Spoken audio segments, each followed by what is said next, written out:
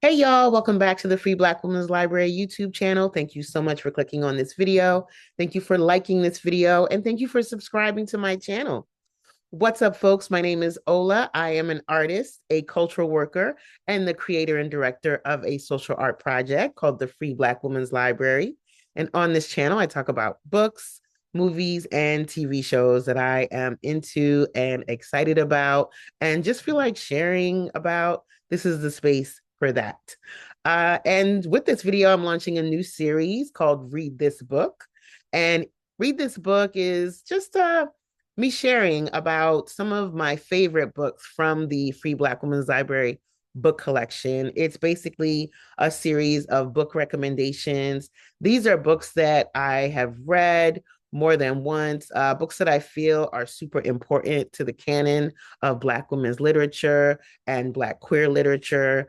These are books that have sharpened my analysis around race, gender, history, and culture. These are Black feminist text type books. These are books that explore community praxis. These are books that I just feel are chef's kiss, top tier. I'll be sharing them throughout the year through this within this series. Okay. But anywho, enough of all that. Let's get into the first book that I'm talking about, which is actually our book for next reading club discussion, Refusing Compulsory Sexuality, a Black asexual lens on our sex obsessed culture. This book is written by Sherronda J. Brown, and it came out in 2022. It's published by North Atlantic Books, which is a division of Penguin Random House, I believe. It is 240 pages, which may seem like a lot of pages, especially for those of you out there like me who want a quick text that you can run through. But it's actually a really quick read. It's filled, it's very fast paced. It's very interesting. It's very fluid. It keeps you engaged. And I think it's the type of book that you would probably read in less than a week because the subject matter is so provocative, it's so interesting, and it's like nothing I've ever read before. Now, a little bit about the writer, Sherronda J. Brown, who happens to be one of my favorite writers. She is a Southern grown essayist, editor, and storyteller with a focus on media analysis and cultural critique. She is currently the editor in chief of Scalawag magazine, really good magazine, online magazine, which you can connect with at scalawagmagazine.org. And on there, you can read Sherronda's different essays about sinners, about just different cultural phenomenons, just different films, TV shows, and so on like that. She is just an excellent writer. And this is her first and only book, as from what I understand. But she definitely put her foot in this one, okay? Sherronda uses she, they pronouns from what I found online. So I'm probably might go back and forth as I talk about them and this book. So just don't want to confuse folks. When I say they, them, I'm also talking about Sherronda. And yeah, Refusing Compulsory Sexuality. I first read this book back when it came out in 2022. I am someone who identifies as asexual, gray sexual, demisexual. So I was super excited to get my hands on this one because up until this point, I hadn't really seen anything written about asexuality from a Black person's perspective, and especially from a perspective of just like critique, analysis, the political aspects of it, the cultural aspects of it, as far as like, what does that mean? What does it mean to be ace? And actually, there's nothing wrong with being ace. It's not a disorder. It's not a dysfunction. It's not strange. For those of you who may not know, the A in LGBTQIA stands for asexual, not allies, as I've seen some people say online. No, it doesn't stand for allies. It stands for asexual, right? The L is for lesbian, the G is for gay, the B is for bisexual, the T is for trans, the Q is for queer, the I is for intersex, and the A is for asexuality. The plus is for anything else that is not included in that. The first thing that comes to mind for me would be pansexual. is not included in that because there's no P, but that is a little bit of a tangent. I'm going to read to you the descriptor of this book, and then I'll also talk to you about it just a little tiny bit more. So it says everything you know about sex and asexuality is probably wrong. That's the first thing it says at the top. And just a little sidebar, um, just even starting with that, because there are some folks who feel like, oh, asexual people have suffered some type of trauma, and that's the reason why they're asexual. Or asexual people, there's something wrong with them physiologically, and they just need to be with the right person. You just need to be with the right person, and then you'll like it. And some people think, oh, asexual means you don't like sex. It doesn't mean any of these things, and I think part of what I really love about this book and how it completely demolishes binary thinking around what is considered normal, and just like really interrogates the idea of like, what does the word normal even mean? Like, is there such a thing? That construct. And this is one of my favorite topics, social constructs and the ways that they sometimes hold us back in our thinking and our approach to dealing with each other and communicating, and how we perceive each other as individuals, as a collective, as a community, as a society. So it says here, the notion that everyone wants sex and that we all have to have it is false. It's intertwined with our ideas about capitalism, race, gender, and queerness. And it impacts the most marginalized among us. For asexual folks, it means that ace and aspec identity is often defined by a queerness that's not queer enough, seen through a lens of perceived lack of pleasure, connection, joy, maturity, and even humanity. In this exploration of what it means to be Black and asexual in America today, Sherronda J. Brown takes an incisive look at how anti-Blackness, white supremacy, patriarchy, heteronormativity, and capitalism enact harm against asexual people, contextualizing acephobia within a racial framework. In the first book of its kind, truly the first book of its kind, Brown advocates for the A in LGBTQIA+, affirming that to be asexual is to be queer, despite the gatekeeping and denial that often says otherwise. A necessary and unapologetic reclamation. Refusing compulsory sexuality is smart, timely, and an essential read for asexuals, aromantics, otherwise queer readers, and anyone looking to better understand sexual politics in America. Most definitely. I will go so far as to say, if you consider yourself a scholar of gender, race, culture, or sexuality, this book is a must read for you. If you are doing the Free Black Women's Library Reading Challenge for 2026 and you read this book qualifies for the prompt, an LGBTQIA text, nonfiction. So there's that. It also qualifies for the prompt of a debut, because this is Sherronda's debut piece. So yeah, I felt very affirmed reading this book. I felt very excited about all that I learned from this book.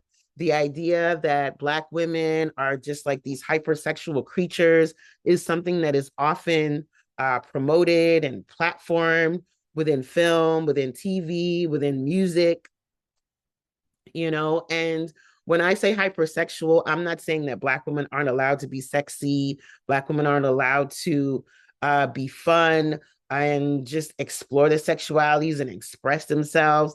I love Megan Thee Stallion. I love Little Kim. I love Foxy Brown.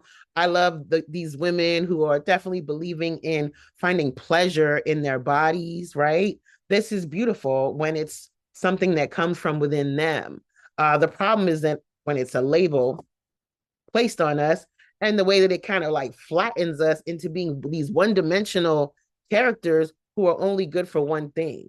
And as it says in the descriptor, these are ideas that stem from anti-Blackness, capitalism, white supremacy, patriarchy, and dare I say, the industrial slavery complex, right? And the way Black women's bodies were used and are still used even today.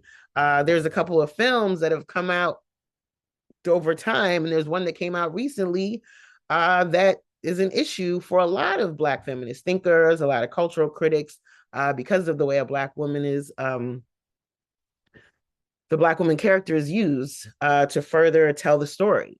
So read this book. The name of this series is Read This Book, and I want y'all to read this book, enjoy this book. And even if you don't identify as ace, there might be someone in your life who does. It will give you a deeper insight into that person and how they might feel when you say things like, oh, you just haven't met the right person. Or have you tried sex like this? Like, no.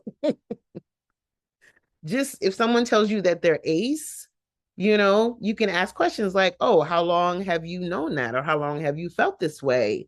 Have you been in love? What do you find attractive? Believe it or not, asexual people that doesn't mean that they don't experience attraction, right?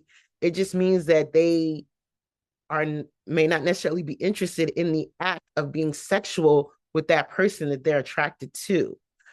Someone like me, I like to spend time with the people I'm attracted to, someone I'm dating. My version of a good time is holding hands, parallel play, parallel working, going to see a movie together, going to look at art, maybe a little bit of kissing. This is probably TMI, but I just say all that to say that it'll give you some insight into the ideas and maybe even help you question your own self-perceptions as far as how you see yourself. And the next time you watch a movie or a film or you read a book and you have a Black woman character or a Black queer character, and they're used in a certain type of way to further the story, it might give you some like, I don't know about how I feel about this. So there's that. Like, we are always interested in any book that's going to sharpen our analysis and help us to become better critical thinkers. And this book is most definitely it. Now, before I close out this video, I'm going to read a quick excerpt from the book. This is one of my favorite excerpts. It's under the chapter called Desire. And there's a subheading called Disorder and Dysfunction. Humans are more variant creatures than many of us know or care to admit. The capacity for difference among us is truly incredible and endlessly fascinating. Yet, despite the plethora of ways for us to take shape in terms of sexuality, gender identity and expression, body type, and more, dominant society and institutions continually strive to limit what is a normal way for us to exist. This normal way of being, which we are all expected to strive toward, regardless of whether or not it is possible for us to achieve it on an individual level, is defined by white supremacist, patriarchal, and capitalist influences.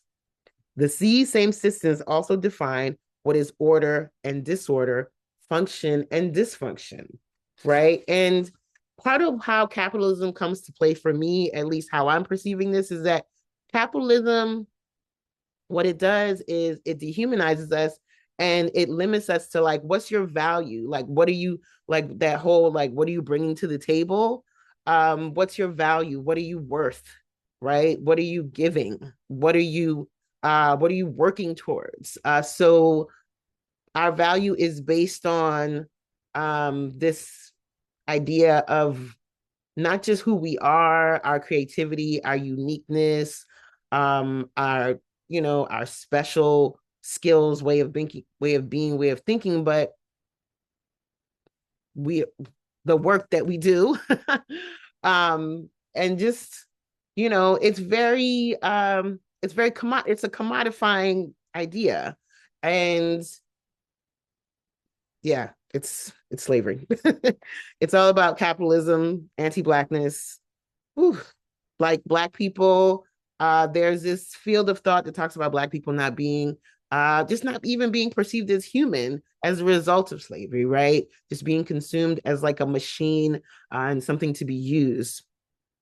But I don't want to go on too many tangents because I want this to be just like a quick video, just encouraging folks. But I'm going to read this part too because I really love this part. They say in medicine, something is classified as a disorder when it causes a disturbance of normal functioning of the mind or body. Order and disorder, function and dysfunction, normal and abnormal, healthy and unhealthy are largely socially constructed and socially determined. This remains important as I consider sexual disorder and dysfunction. According to medicine and according to common folk who believe themselves qualified to diagnose others, compulsory sexuality and the idea that low sexual desire is disordered, dysfunctional, abnormal, and unhealthy have a tangible impact on people's lives, whether they engage with the medical system or not, and can be barriers to understanding one's own sexuality. Now, I relate to that because there was a time when I would share with folks about being asexual, being demisexual, and it was like, are you sure? That doesn't make sense. Why would you not be into sex? And it's like, people made me feel very weird, very strange. So it was very affirming to read this book. I'm not gonna lie, just from a subjective perspective. But like I said, even if you're not asexual, it's a really good read because it will sharpen your analysis and give you some really good insight around just different theories. Anywho, I think that's all I wanted to share about this book. I believe I did say that's good for scholars of race, history, and gender, and I believe I did share a little bit about Sherronda, who is an awesome writer. Here's a quote from another quote from the book that I really love. And she says, I believe it is more true to say that asexuality is defined by a relationship to sex that is atypical to what has been decided on by society at large to be normative, and that atypical nature is marked by varying degrees of sexual attraction and desire. Being asexual doesn't mean that we don't desire other people. Like I said, it doesn't mean that we don't find other people attractive, but the way we choose to express and engage and explore that attraction is not limited or does not start with the act of sex. So the end. That's all I'm going to say. Please like this video. Please subscribe to my channel. I really want to get to 2,000 followers. And if you want to join me on Patreon, patreon.com/TFBWL. I share more book recommendations. I lead different writing sessions, study sessions, reading sessions, et cetera, et cetera. So maybe I'll see you over there. All right, y'all. Bye. Have a good day and happy reading.